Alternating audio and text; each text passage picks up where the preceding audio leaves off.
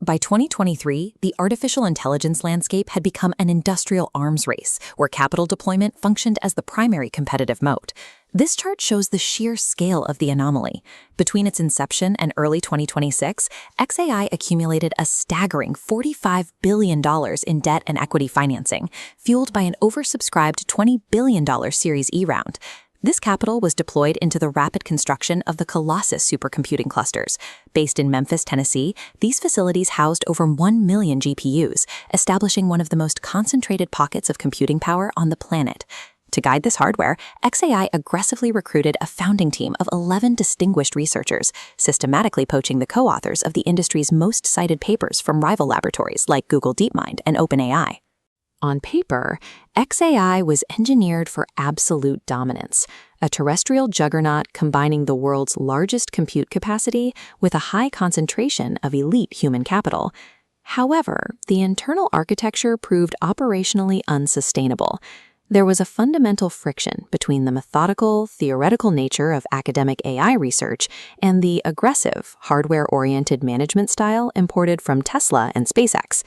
This cultural mismatch resulted in 16-hour workdays and a highly centralized management structure that bypassed formal channels, with critical strategic shifts often issued through a chaotic group chat on the X platform. The pressure failed to produce results. Internal audits in early 2026 revealed that the proprietary coding and reasoning models were non-competitive, struggling to match the benchmarks set by Anthropic's Claude and OpenAI's GPT series. The crisis peaked when executive leadership publicly admitted the foundation was flawed and required a complete rebuild. This mandate effectively invalidated 3 years of research, triggering the resignation of every single one of the 11 original co-founders. Despite its massive capitalization, xAI discovered that a frontier research laboratory is effectively dead once the fundamental scientific trust and institutional knowledge are destroyed. To arrest the organizational collapse, xAI abandoned organic research and installed fixers, applied engineering veterans from Tesla and SpaceX, into high-level technical and operational roles. Recognizing the total failure of its internal coding tools, xAI utilized its cash reserves to buy a shortcut. They struck a deal with Anisphere, the makers of the Cursor coding assistant, which included a $60 billion acquisition option to immediately replace xAI's non-functional architecture. But even with external software, the enterprise was straining under the weight of its massive debt and the escalating physical costs of its terrestrial footprint. On February 2, 2026, the company executed a structural unification. SpaceX formally acquired xAI in an all-stock transaction, creating a combined entity with an enterprise value of $1.25 trillion.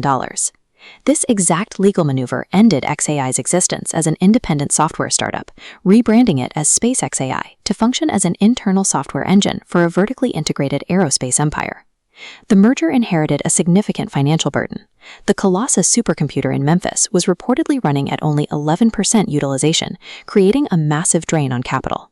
To polish the books, SpaceXAI leased the entire capacity of the Memphis data center to rival developer Anthropic.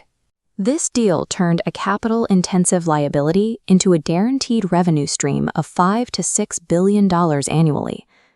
This lease highlighted a global bottleneck known as the AI energy wall.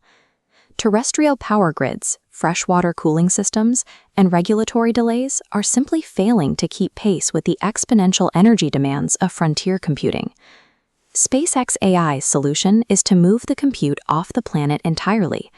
Leveraging Starship V3, they deploy a constellation of Grok-Sats as orbital compute nodes.